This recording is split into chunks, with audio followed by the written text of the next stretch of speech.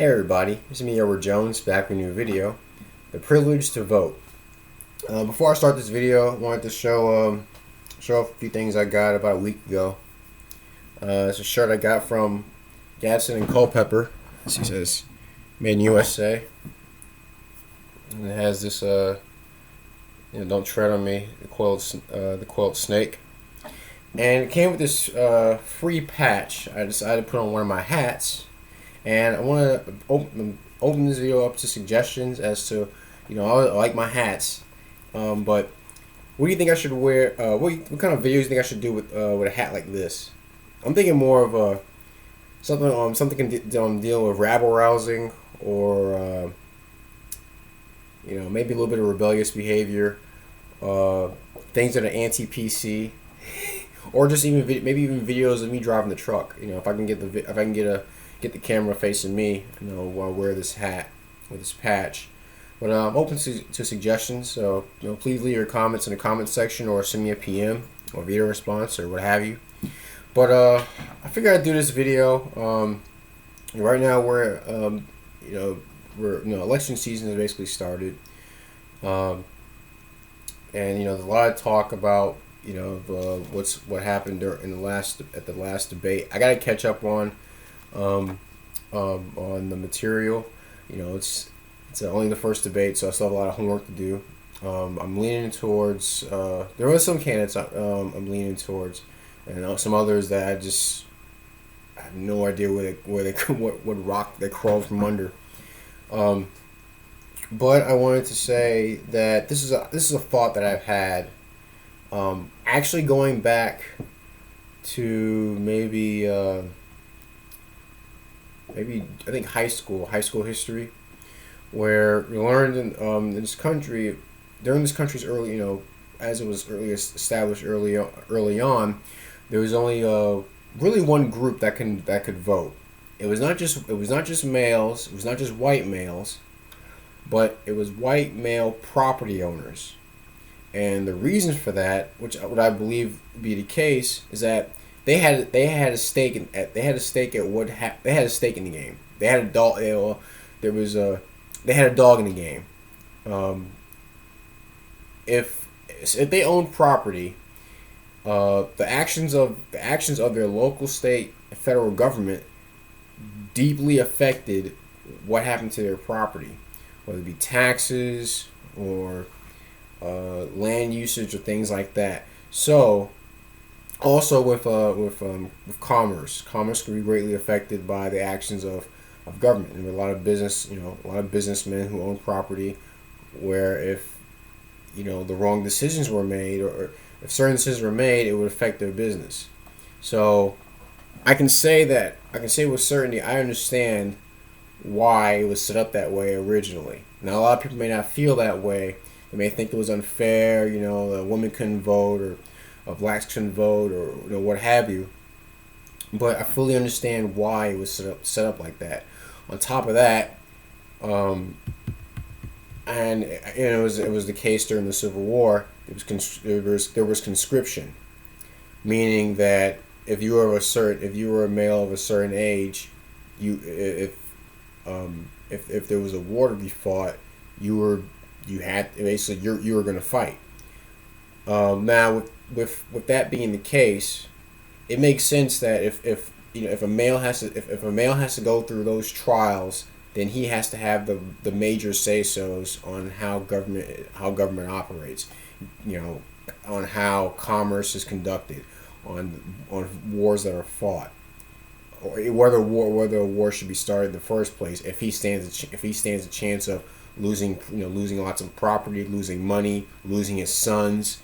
So, that being said, I think one of the biggest mistakes that this country has made was making voting accessible to everyone.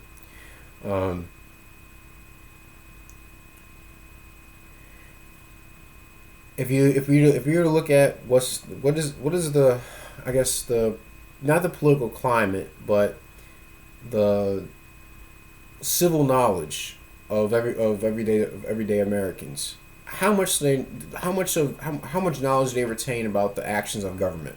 Do they know why we have a Bill of Rights? Do they know why certain acts were ratified? Do they understand how the country was established? I don't know, can they name all 50 states? um, why we have an electoral college? Why we do not rely on popular vote? What are the three branches of government? If we were to ask someone off the street these questions, I think judging by their answer, we can pretty much figure out whether we want them to be in the ballot box or not. And that may be an ugly thing to say, but think of it this way: if the actions of government really affected those who, let's say, who aren't, like, let's say, going back to property owners, if the actions of government really affected just in a majority property owners, would it make sense to have people who didn't own property to have a say so on how government affairs are conducted? If they don't have a dog in that game, why are they making decisions? It's like to say that I want to paint my truck a certain color, but someone who doesn't own it, and who doesn't drive it, who doesn't put money into fixing it up, who's not even going to pay for the paint job, are going to be the ones to determine, are going to have a say so in what color I paint my truck. That's a rough example. That's the best one that comes up in my head. Me being a grease monkey and all. Another thing I think was a big mistake in terms of in the realm of voting was the 17th Amendment, because that basically gave us two houses of representatives. It didn't give us a House and a Senate. The Senate was supposed to be it's supposed to be comprised of members who represented each state. That's not what we have. That's not really what we have now. We have basically two houses of representatives, and the states aren't really they're not really having to say so as to how things are conducted, because they're not going back to their state. They're not going back to the state legislature to with their decisions. They're going back to the public. And as we all know, if we're students of history, we can understand that, or even just understand how public relations and government works. If public opinion's constantly shifting, then there's not much stability. And it's like, I wonder, do a lot of people who vote, do they really have a stake in? Do they really have a dog in the race? What do they stand to lose compared to some others? That's why I think it's a big mistake to consider voting a right. I think instead it should be considered a privilege. And in a way, it kind of is a privilege, because felons in most places can't vote. It was interesting that at one point the voting age was 21, but the draftee age was 18. So that was corrected, which I think was appropriate. I think if anything, I had a friend who brought up a Robert Hyland statement about voting, and it may have been from the book Starship Troopers. I think it was where it came from. But in order to vote, you had to do a certain type of service. I'm not too keen on that. I think if to my idea, I think a basic civics exam. Does the person who holds the ballot understands the power of the ballot? Do they really care about what a ballot can do? Do they care about what effect the one ballot can have on an election? If they don't care, then maybe they shouldn't be in the ballot box. One thing I also know is that jury duty is based on voter registration. The thing is, let's say you have people who are registered to vote but don't really care about the issues. They don't really care about what's being voted on. And this is not just for people who vote on things that are selfish, but people who just don't care. Do you really want? Should they be Should they be in jury duty? If they don't care about voting, or they really don't care about the decision that's made when it comes to deciding a person's life in a court of law. Do they even know about jury nullification? Do they care about jury nullification?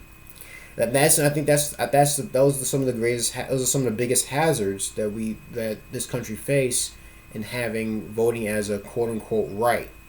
I believe it'd be best if reserved as a privilege, because there's a thought I had a while back. A guy robs a store, and he affects the store owner and maybe the customers inside of it, and also the employees. An idiot with a ballot affects a locale, can greatly affect a state, can affect a nation. And for someone who doesn't know, the three branches of government, someone who doesn't know what the job of the president is, someone who doesn't know what the representatives, what their job is, someone who doesn't know why we have a military, people like that, should they have a ballot in their hand? I don't think so. That's my personal opinion.